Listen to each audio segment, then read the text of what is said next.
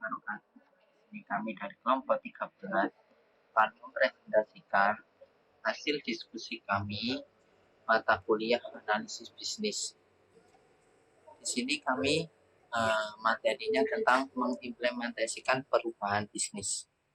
Di sini ada anggota dari kelompok 13. Yang pertama, saya sendiri Ahmad Bayaki sebagai moderator, Atikotul Maula Al-Fariha sebagai narasumber 1, Kamelia Sintadewi sebagai narasumber 2, Hasanatul Abidah sebagai narasumber 3, Muhammad Kufron sebagai narasumber 4, Nadiatus Syarifah sebagai narasumber 5, Nur Badiatus Solihah sebagai narasumber 6, Oktaviana Puji Astuti sebagai narasumber 7.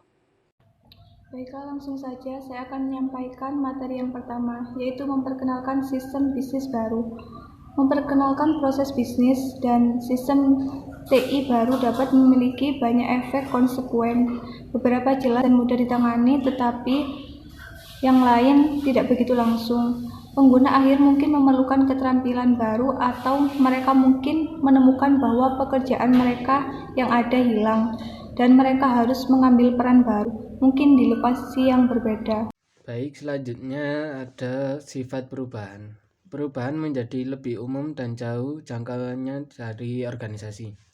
Struktur dan rangkaian produk mereka lebih sering berubah karena perubahan internal ini dipaksakan pada organisasi oleh pergeseran di dunia eksternal. Selanjutnya ada lingkungan perubahan. Lingkungan perubahan pada konteks ini terdiri dari 3 aset faktor yang terkait dengan yang pertama ada individu yang sedang mengalami atau dipengaruhi oleh perubahan. Yang kedua ada organisasi yaitu tempat individu tersebut bekerja. Yang ketiga ada lingkungan yaitu lingkungan eksternal di mana organisasi itu beroperasi. Selanjutnya ada lingkungan luar. Lingkungan eksternal mencakup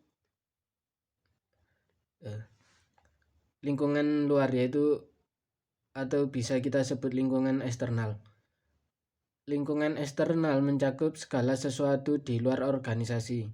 Lingkungan eksternal penting dari perspektif perubahan karena sering memberikan dorongan awal untuk perubahan. Dengan demikian, pengembangan atau pengenalan teknologi baru mungkin menarik karena dapat membantu suatu organisasi menjadi lebih efisien dibandingkan para pesaingnya. Baik, selanjutnya akan dilanjut oleh pemateri selanjutnya. Assalamualaikum warahmatullahi wabarakatuh.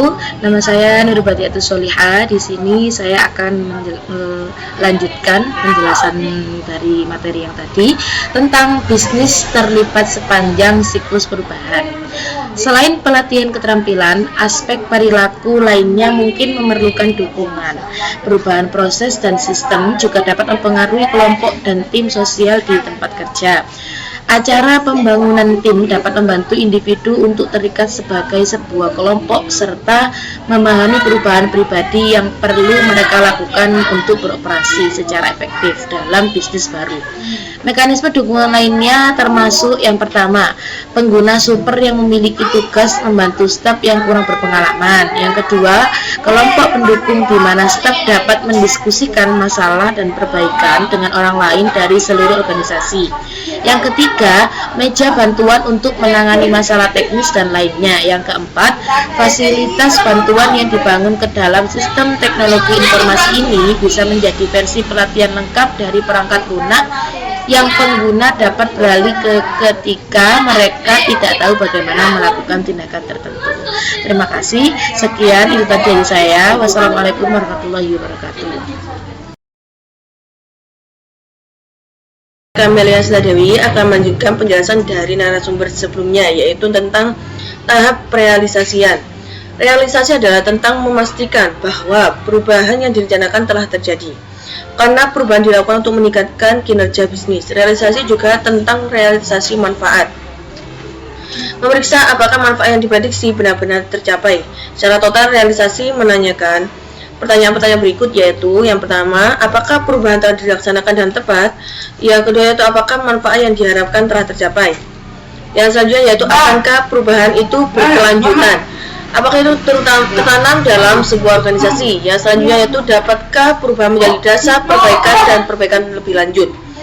Yang selanjutnya yaitu dapatkah perubahan diadopsi di tempat lain dalam organisasi dan karenanya menghasilkan manfaat lebih lanjut? Masalah yang dihadapi selama realisasi dapat bersifat teknis. Mungkin prosesnya tidak berjalan sesuai rencana karena sistem teknik informasi yang menurutnya tidak merespon dengan cukup cepat. Namun, dalam sebagian besar kasus realisasi berpusat pada isu-isu manusia. Baik itu penjelasan dari saya. Mohon maaf. Sekian, terima kasih. Wassalamualaikum warahmatullahi wabarakatuh. Saya Hasanatul Abidah akan melanjutkan materi sebelumnya tentang tahap perealisasian. Realisasi adalah tentang memastikan bahwa perubahan yang direncanakan telah terjadi, karena perubahan dilakukan untuk meningkatkan kerja bisnis. Realisasi juga tentang realisasi manfaat. Realisasi menanyakan pertanyaan-pertanyaan berikut. Yang pertama, apakah perubahan telah dilaksanakan dengan tepat? Yang kedua, apakah manfaat yang diharapkan telah tercapai? Yang ketiga, akankah perubahan itu berkelanjutan? Apakah itu tertanam dalam organisasi? Yang keempat, dapatkah perubahan menjadi dasar perbaikan dan perbaikan lebih lanjut?